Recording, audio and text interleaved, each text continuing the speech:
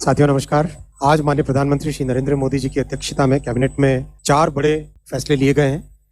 चारों आपके सामने हैं। 3 फैसले ऐसे हैं जो हमारे युवाओं के लिए नई अपॉर्चुनिटीज क्रिएट करते हैं। ELI, आप सबने PLI तो सुना है, DLI भी सुना है। ये है employment linked incentive, ELI। 1,07,000 crore रुपए का ये प्रोग्राम है, मैं डिटेल में बताऊंगा। दूसरा, हमारे युवकों के लिए, नवयुवकों के लिए रिसर्च एंड डेवलपमेंट में नई अपॉर्चुनिटीज बने, उनके आइडियाज को प्रोडक्ट स्टेज तक ले जाने की एक फैसिलिटी बने, और बहुत सारी अपॉर्चुनिटीज बहुत सारे थॉट्स जो यूथ के माइंड में होते हैं उसको चैनलाइज करने के लिए research development and innovation scheme 1 lakh crore rupees का ये प्रोग्राम है। प्रधानमंत्री जी का जय अनुसंधान का आपने सुना है, वो फोकस इस स्कीम में रिफ्लेक्ट होता है। तीसरा, नेशनल स्पोर्ट्स पॉलिसी। आप सबने देखा है इन 10 वर्षों में स्पोर्ट्स में कितनी बड़ी एक उपलब्धि हासिल हुई है। उस सबको 10 साल के एक्सपीरियंस को यूज करके एक अच्छी कॉम्प्रिहेंसिव स्पोर्ट्स पॉलिसी। और चौथा प्रोजेक्ट है इंफ्रास्ट्रक्चर का, परमाकुड़ी से Ramanathapuram national highway 1853 crore rupees का 4 लेनिंग। इन चारों के बारे में आपको मैं एक एक करके डिटेल्स में बताऊं। साथियों, आपने देखा पिछले बजट में माननीय वित्त मंत्री जी ने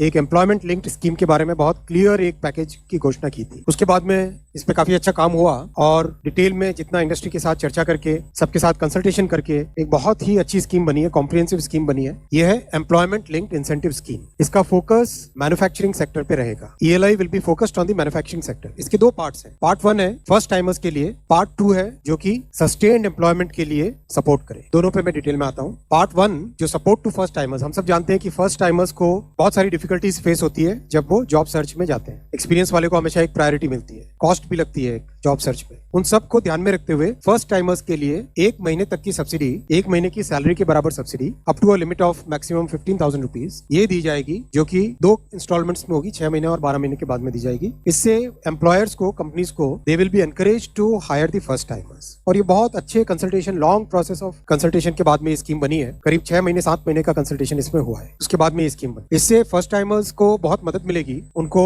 एम्प्लॉयर्स जब हायर करेंगे तो जो बड़ा एक पशोपश रहता है एम्प्लॉयर्स के माइंड में कि एक्सपीरियंस को लूं या फर्स्ट टाइमर को लूं, वो इससे दूर होगा। दूसरा इसका पार्ट है जो सस्टेन्ड एम्प्लॉयमेंट देते हैं 2 साल के लिए, every month 3,000 rupees per month per employ, ये एक सपोर्ट मिलेगा। और जो मैन्युफैक्चरिंग इंडस्ट्रीज हैं उसमें यही सपोर्ट 4 साल के लिए मिलेगा, up to 3,000 rupees per month. ये अप टू है, इसके 3 अलग अलग स्लैब्स हैं जो कि जब लेबर एंड एम्प्लॉयमेंट मिनिस्ट्री से डिटेल आएगा तो आपको वो स्लैब्स भी मिल जाएंगे। Up to 3,000 rupees per month per employ 2 साल के लिए, और हर 6 महीने के बाद में पेमेंट मिलेगा। सो दैट मीन्स एक सस्टेन्ड एम्प्लॉयमेंट रहेगा। कई इसके फायदे होंगे। लगातार एम्प्लॉयमेंट में रहने से स्किल का लेवल बढ़ता है, माइंड में एक सर्टेनिटी आती है, ओवरऑल ग्रोथ, जो कंपनी की ग्रोथ हो, एम्प्लॉय की ग्रोथ हो, दोनों एक सस्टेन्ड वे में चल पाती है। ये जो एम्प्लॉयर्स अपने बेस लाइन एक तय करेंगे, उस बेस लाइन से ऊपर एम्प्लॉय करे, एम्प्लॉयमेंट दे, उनको ये एलिजिबिलिटी रहेगी। जो 50 से कम वाले एस्टेब्लिशमेंट है वो 2 और एडिशनल एम्प्लॉय लगाए तो उनको ये मिलेगी, ये सपोर्ट मिलेगा। और बाकी जो 50 से ज्यादा वाले एस्टेब्लिशमेंट है उसमें 5 एडिशनल एम्प्लॉयमेंट देने पे ये सपोर्ट मिलेगा। एकदम क्लियर है ना इसमें? यहाँ पे सेकंड स्कीम में आता हूँ मैं।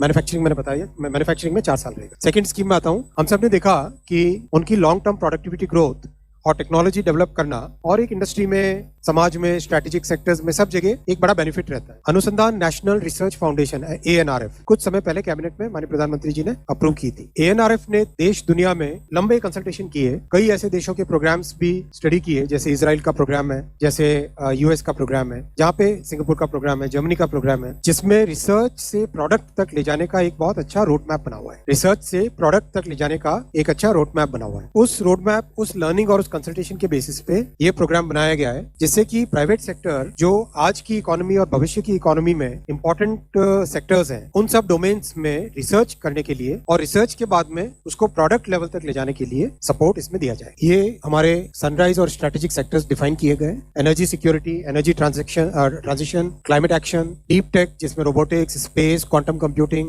AI और उसकी बहुत सारी एप्लीकेशंस, स्पेशली एग्रीकल्चर, हेल्थ और एजुकेशन में, biotech, bio manufacturing, synthetic bio, pharma, medical devices, फिर डिजिटल एग्रीकल्चर, डिजिटल इकोनॉमी के और भी बहुत सारे एस्पेक्ट्स, और जो स्ट्रेटेजिक रीजंस और इकोनॉमिक सिक्योरिटी के लिए, आत्मनिर्भर बनने के लिए जो टेक्नोलॉजीज चाहिए, वो सारे सेक्टर्स को इसमें इंक्लूड किया गया। इसका स्ट्रक्चर इस तरह से होगा। गवर्नमेंट ऑफ इंडिया ने ANRF को फंड्स दिए, 1 लाख करोड़ रुपीस के फंड्स दिए। ये एक 50 ईयर इंटरेस्ट फ्री लोन है।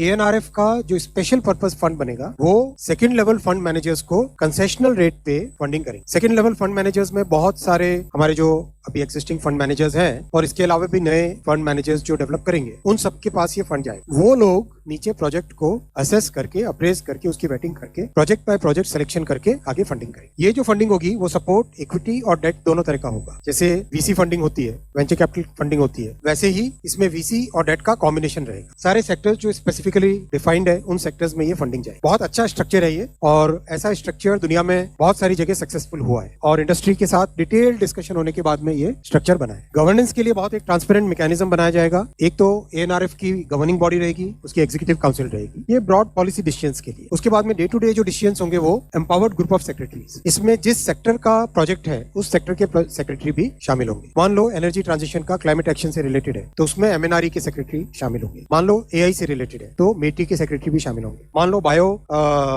बायो फार्मा है तो उसमें हेल्थ सेक्रेटरी और फार्मास्यूटिकल के सेक्रेटरी भी उसमें रहेंगे। नीचे इन्वेस्टमेंट कमेटी बनेगी, जो कि जिस तरह से वेंचर कैपिटल इंडस्ट्री में इन्वेस्टमेंट कमेटी काम करती है प्रोजेक्ट को अप्रेज करने के लिए, वो उसी मेथड से काम करेगी। This is a very good, very transparent and a very detailed structure which is based on the consultations with industry, consultations with many other governments who have done similar structures in the past. So I think this will be a path breaking scheme which will really help our country develop many new technologies and take them to the product. Third आज का decision है वो है परमकुड़ी से रामनाथपुरम का national highway. ये 46 kilometre का national highway है। तमिलनाडु में आपको ध्यान होगा पंबन ब्रिज बना है, ये रामेश्वरम वाला हिस्सा। उसके साथ ही एक ऑलरेडी नेशनल हाईवे की 2 लेन रोड है, वो कनेक्ट करती है मदुराई को। तो इसमें आज के इस अप्रूवल में from Madurai all the way up to Paramakudi already है 4 लेन। परमकुड़ी से आगे रामनाथपुरम तक 4 लेन का प्रपोजल है, और उसके आगे जो सी वाला पोर्शन रहेगा, समुद्र वाला पोर्शन रहेगा धनुषकोडी तक जाने का, that is a DPR under preparation. उसकी डीपीआर अभी ऑलरेडी बन रही है। सो दिस वे जो तमिलनाडु के इस कोस्टल एरिया में लोगों की बहुत लंबे समय से डिमांड थी, पंबन ब्रिज के टाइम में भी लोगों ने डिमांड की थी कि हाईवे का भी 4 लेनिंग होना चाहिए, वो डिमांड यहाँ से पूरी होती है। और एक अच्छा Rameswaram has become a very very important, हमारे श्रद्धा का, कल्चर का, भक्ति का तो बहुत बड़ा सेंटर है ही है, और देश विदेश से, दुनिया से लोग यहाँ पे लगातार आ रहे हैं। तो Pamban bridge plus this highway will become a major connectivity to Rameshwar. मैं आता हूँ चौथे प्रोजेक्ट पे, चौथे डिसीजन पे। साथियों, खेलो भारत नीति ये बहुत बड़ा आज का एक फैसला है जो देश के लिए एक नया रास्ता बनाने वाला है। माननीय प्रधानमंत्री जी ने इन 11 वर्षों में स्पोर्ट्स पे एक अलग तरीके से ध्यान दे और विशेषकर ग्रामीण क्षेत्रों में जो टैलेंट है उसको आगे लाने का एक सिस्टमेटिक तरीके से आगे लाने का प्रयास किया। उसी कड़ी में ये आज स्पोर्ट्स की पॉलिसी खेलो भारत नीति बनी। देश में सबसे पहले 1984 में स्पोर्ट्स पॉलिसी बनी थी, फिर 2001 में बनी। 2001 का जो एक्सपीरियंस रहा पिछले 20 वर्षों का और इन 10 वर्षों में जो सुधार हुए उसके बेसिस पे 2025 में आज नई पॉलिसी बनी, अप्रूव हुई, जो कि स्पोर्ट्स के होलिस्टिक डेवलपमेंट के लिए काम है। हम सब जानते हैं कि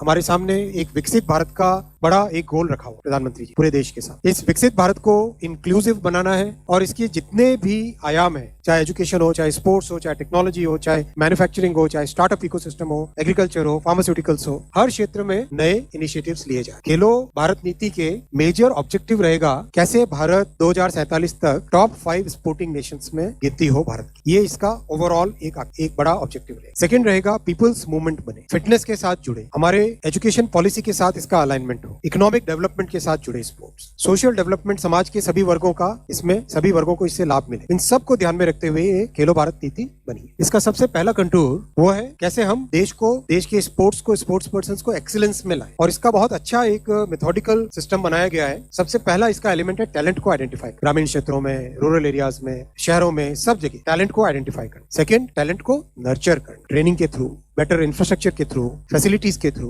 कोचिंग के थ्रू, एक प्रॉपर वे में साइंटिफिक तरीके से टैलेंट को नर्चर करना। तीसरा, कंटिन्यूअसली अपॉर्चुनिटीज देना, उसके लिए एक लीग कल्चर बनेगा। ब्लॉक से लेके नेशनल लेवल तक, इंटरनेशनल लेवल तक हर एक स्पोर्ट में लीग्स बनाई जाएंगी। जैसे ऑलरेडी कई स्पोर्ट्स में, 13 स्पोर्ट्स में ऑलरेडी लीग्स है। लीग होने से लगातार खिलाड़ियों को कॉम्पिटिशन का हिस्सा बनने की अपॉर्चुनिटी मिलती है, पार्टिसिपेशन करने का मौका मिलता है। लगातार पार्टिसिपेशन करने से स्किल लेवल बढ़ता है, कॉम्पिटेंसी बढ़ती है और एक डेवलपमेंट ग्रोथ होती है। स्पोर्ट्स के पर्संस की एक रेपोजिटरी बनाई जाएगी और स्पोर्ट्स के इंफ्रास्ट्रक्चर की रेपोजिटरी बनेगी, कहां पे क्या जरूरत है। तो इस तरह से excellence right from talent identification से लेके नर्चरिंग तक, कोचिंग तक, इंफ्रास्ट्रक्चर लेने तक, स्पोर्ट्स साइकोलॉजी में ध्यान देकर एक प्रॉपर पूरा मेथोडिकल तरीके से एक्सीलेंस की तरफ पहुंचे। ये इसका पहला कंटूर है, पहला पिलर है। सेकंड पिलर है इकोनॉमिक डेवलपमेंट स्पोर्ट्स के माध्यम से। स्पोर्ट्स टूरिज्म अपने आप में एक बड़ी चीज होती है। जब भी वर्ल्ड कप होता है कितने लोग ट्रैवल करते हैं, आईपीएल का मैच होता है कितने लोग ट्रैवल करते हैं, फुटबॉल का, सॉकर का बड़ा मैच होता है कितने लोग ट्रैवल करते हैं। तो स्पोर्ट्स टूरिज्म हब भारत बने और जो स्पोर्ट्स के इक्विपमेंट जितने भी यूज होते हैं, इक्विपमेंट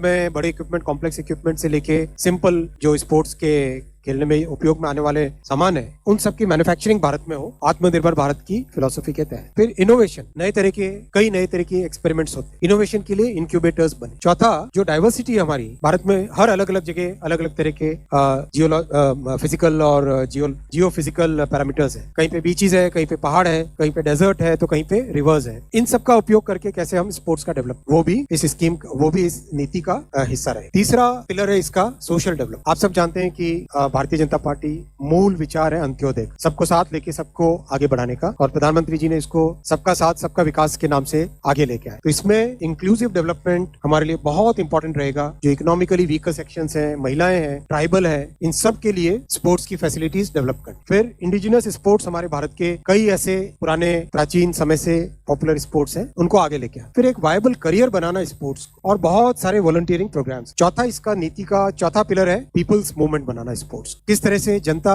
भागीदार बने, और इसमें हम सब भी भागीदार बन सकते हैं। अपने वजन को कम करें, चाहे 10,000 स्टेप्स डेली का एक टारगेट लेके चले, और वजन को कम है, किसी की तरफ देख नहीं रहा। फिर फिटनेस की रैंकिंग हो, फिटनेस की इंडेक्सिंग हो, स्कूल्स में, वर्क प्लेसेस में, सब जगह स्पोर्ट्स की फैसिलिटीज मैक्सिमम लोगों को मिले, एक्सेसिबल हो। Fitness programs, yoga challenge, family sports weekends, एक तरीके से जैसा कई सोसाइटीज में देखा हमने कि स्पोर्ट्स एक जिंदगी का हिस्सा है, वैसा ही भारत में बनाने का इसमें प्रयास रहेगा इस नीति के तहत। फिफ्थ एंड फाइनल पिलर है नेशनल एजुकेशन पॉलिसी के साथ अलाइनमेंट। आप सब जानते हैं कि नेशनल एजुकेशन पॉलिसी एक पाथ ब्रेकिंग पॉलिसी है, जिससे देश के युवाओं के लिए कई नए तरह के अपॉर्चुनिटीज बन रही है। और एक पुराना जो ढांचा था, जिसमें 3-4 स्ट्रीम्स के अंदर बंद के रहना पड़ता था, उससे बाहर निकलने का मौका है। तो स्पोर्ट्स को भी एनईपी से अलाइन करके किस तरह से स्कूल के क्यूरिकुलम में एजुकेशन का हिस्सा बन जाए स्पोर्ट्स, वो व्यवस्था भी इसमें रहेगी। इस पूरे पॉलिसी को इम्प्लीमेंट करने के लिए एक अच्छा फ्रेमवर्क बनाया गया है, जिसमें स्पोर्ट्स के गवर्नेंस से रिलेटेड टेक्नोलॉजी यूज करने का, और डेटा ड्रिवन मॉनिटरिंग और इम्प्लीमेंटेशन, और हर जगह पीपीपी सीएसआर का स्पोर्ट्स में इंक्लूड करना, जिससे कि सभी का पार्टिसिपेशन हो सके। इस पूरे प्रोसेस में बहुत बड़ा कंसल्टेशन प्रोसेस लगा है, और इसके आगे इम्प्लीमेंटेशन के दौरान भी कंसल्टेशन आगे होगा, और सारे के सारे मिनिस्ट्रीज, डिपार्टमेंट्स, राज्य सरकार, सबको कंसल्ट करके होल ऑफ द गवर्नमेंट के अप्रोच के साथ इसको इम्प्लीमेंट करें। एक तरीके से इस पॉलिसी के इम्प्लीमेंटेशन से जो बड़ा गोल प्रधानमंत्री जी ने हम सबके सामने, देश के सामने रखा है, विकसित भारत बनने के समय Bharat among the top 5 sporting Nations में शामिल हो, भारत की गिनती वैसी हो, वो इस नीति से अचीव करे। बहुत धन्यवाद साथियों।